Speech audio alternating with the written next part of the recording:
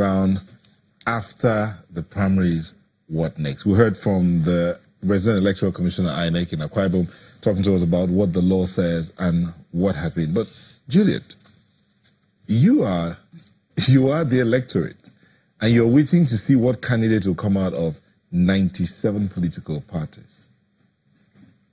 How do you now decide, having heard all of this?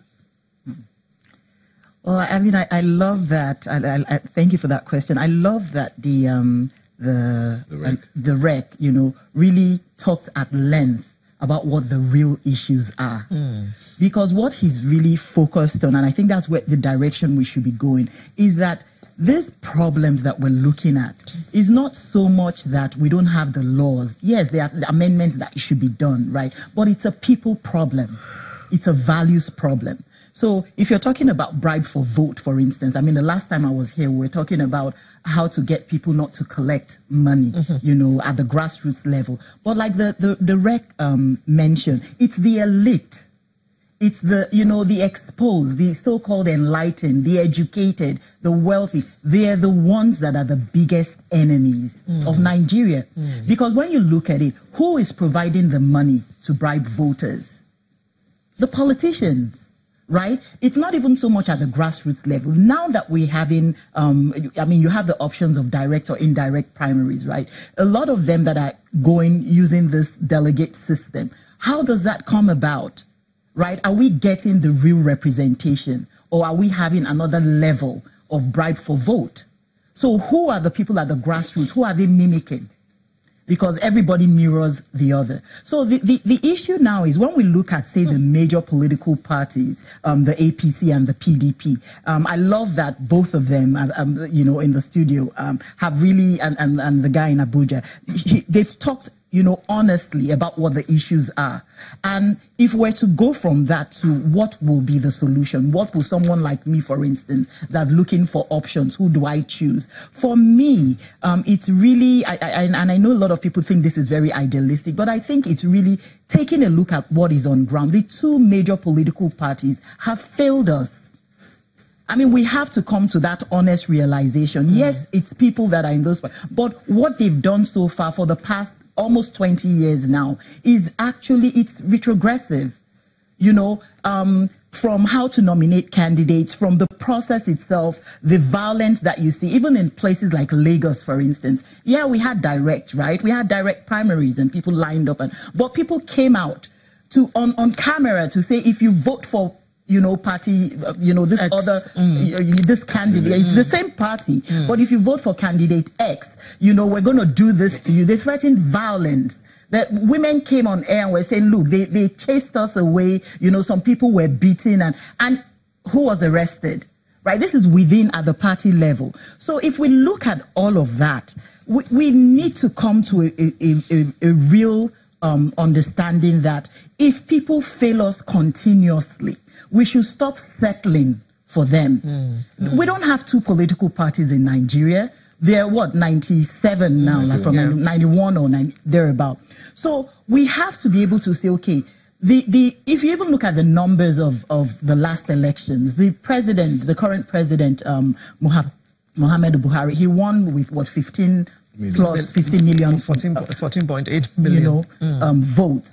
And then if you look at the number of those that are eligible to vote, right? You see, it's almost as if we have like 40 million votes still hanging somewhere.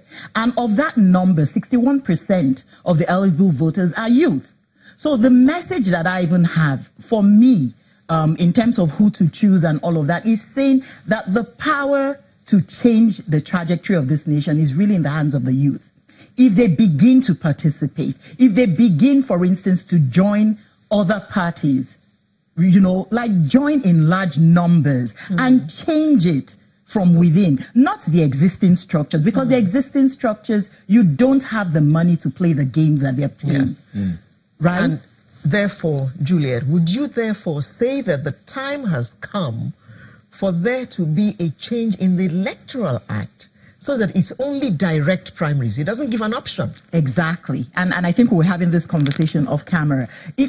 There shouldn't be that option. Make it direct primaries and then invest in data.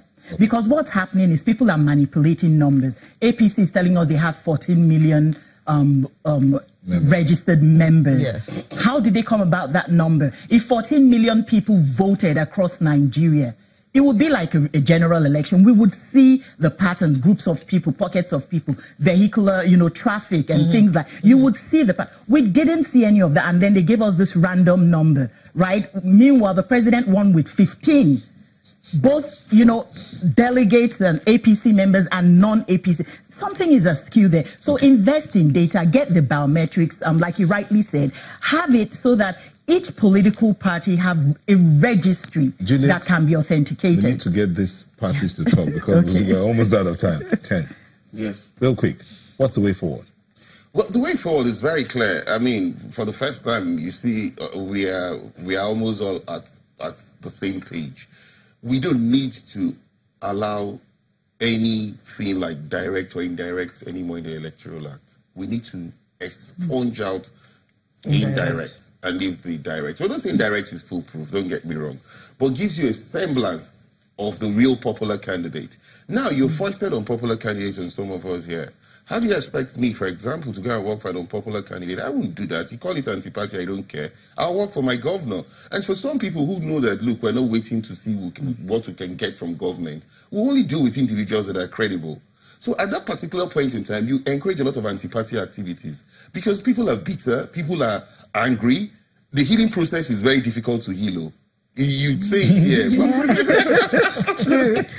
The healing process is a very difficult process. You just say it sounds. So we're going to set up reconciliation committee. You come to Newton, please take it easy, calm down. The next time you run the next election, just support us, let us go. It sounds, like, a routine. I like what the Rex said. He carried out an exposition. It is a sad case that at this stage, the two parties are still talking of how we can nominate credible candidates. It is really sad. But where we start this amendment, like the amendment that did not see the light of the day, if we go back to it, and if the Senate can still do it, they still have a window of opportunity to allow the House concur, and let us allow these direct primaries and allow punishment for those who carry out this kind of vote buying. Because if you don't do that, the first thing the person does when he gets into office is to recover all this money. You spend 2 years recovering the money you use for the primaries and the general election. Because you don't spend too much on general election, the political party will carry you along. But you recover your own that you've spent in primaries. The next 1 year, you spend it trying to see if you can make 1 or 2 bills out. Pass first or second reading. Do you understand? So then by the third year, you are back again to start acquiring the way you used to buy voters again. Okay. Even think of independent candidates. Daniel Bwala, the way forward. We're running out of time completely. Right, I won't be. I will not be in a hurry to say that we should completely expunge indirect, because there are places where you can make a good case for indirect primaries, especially in crisis-prone areas. But we can amend the process by which we elect the delegate themselves. What in America they call it the Electoral College. If the members elect the delegates and the delegate in turn elect the representative, we'll probably have a more transparent process. Then we can also amend either the constitution of the party, the Electoral Act, so that the process of indirect primaries will be such that it is so transparent, not giving room to the governors to quarantine people somewhere, give them money and all of that. But going forward as a stakeholder in this process, not necessarily a member of a political party, our electioneering process, do you know that the Electoral Act has provided enormous punishment for vote buying even on the day, committing offense in the circumferences of the polling unit, but we do not have enough enforcement because we have limited number of law enforcement on the day in voting centers. So all of these things are holistic change that we can bring to bear via amendments of the Electoral Act, and there are those ones that the political parties who choose to really follow the path of transparency will be able to do that. Thank you, Daniel. Mr. Igini,